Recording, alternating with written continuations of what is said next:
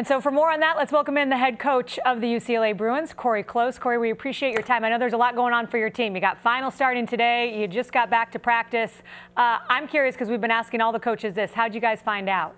Well, I was in practice, and and Pam really never interrupts me in practice, my director of operations, and she comes up to me and taps me on the shoulder and says, I got to tell you something. And so she told me about what had happened and where we were, and so we had to make some quick decisions, but actually brought the team together and told them what was going on right now, and it sort of brought some urgency to the moment, and like, this is it, y'all. This is where we're going, and this is what you're preparing for, so let's make every rep count as a part of our preparation.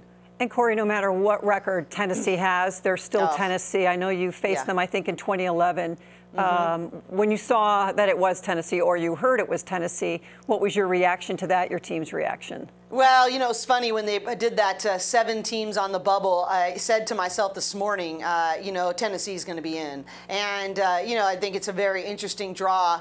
I think Holly, Holly's a good friend of mine, and I think I love the way she leads with her heart. And, they've got a very talented roster. And we know that in March, it's who can put the talent of their roster in a synergistic, moving forward way that they play well as a team. And they're very dangerous. I think, I don't care about their record. You can look at the way they've played and the glimpses that they've shown and throughout the year and know that they're going to be a very formidable opponent. And when UCLA plays in the NCAA tournament, it feels like they like to get frequent flyer miles because you guys get on planes and go a long way. When will you actually leave? I think you play at Pacific time, 10 a.m. on Saturday morning. Right. When will you leave, and sort of what's falling into place as far as travel goes for you guys? Yeah, we'll leave on Thursday. We actually have 3 kids who have a final exam on Thursday morning, and then we will get on a plane and go out after that final exam. And we would love that we're playing in the morning. We actually practice in the morning every day, so that's a very good rhythms for us, just physiologically. So, honestly, this is a different team. They sort of feel they're invincible on the road, so which is pretty cool. They're on the road. They've known they were going to be on the road, and they feel like they've proven that they're pretty good in that environment. So we're excited to test that theory and to play a really good Tennessee team.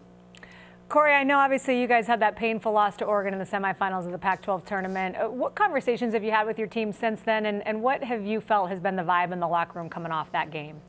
Honestly, I think it was one of those things where we came back, and I think maybe the coaches had a harder time moving on than the players, and the fact that I asked them immediately, okay, how have you held the mirror up? What have you learned, and how does it push you forward? And they knew the answers right away. They obviously had been really thinking that through. We gave them 2 days off after the tournament and then came back together, and they really, I think, processed that really healthily. They were hurt and frustrated, and we watched some possessions that we would love to have had back. Even myself as a coach saying to them, if I had to do it over again, these are some things that I would have done differently. And I think we all took ownership pretty quickly, but we said, maybe this is something we can look back on and say, this is what gave us the urgency, and we got a couple of possessions better because of this experience, and move forward. But we have a saying in our program that E plus R equals O, and if you don't like your O, which is your outcome, then you have to control your R. And there was a lot of events in that game that were that we'd love to have back, or events that were out of our control. But the reality is we can't control the E, we can only control our R. And so that really has been what our conversation has been about. And I think they've done that pretty well. Another E is experience, and you guys, this will now be the 4th straight NCAA tournament for your program. What does that experience do for you and do for your players that have been here year in, year out? Well, I think there's just an expectancy of what it's like, what it takes to be successful. I think you build cumulatively on each experience. So, you're talking Kennedy Burke and Lajane Drummer.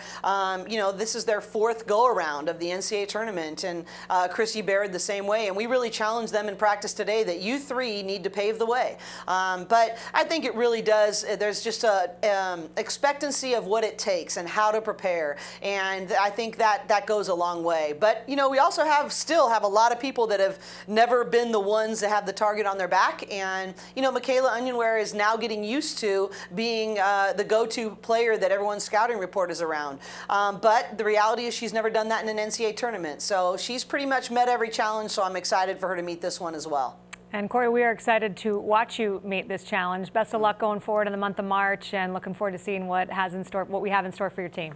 Thanks well, for the time. thank you guys. I've actually been on the road recruiting this whole weekend, and I've been bragging about how you all tell the stories of our young women. We appreciate that, and good luck to all the other coaches too. We feel very ready for the NCAA tournament because of the other coaches and players in this conference, and we back the pack all the way.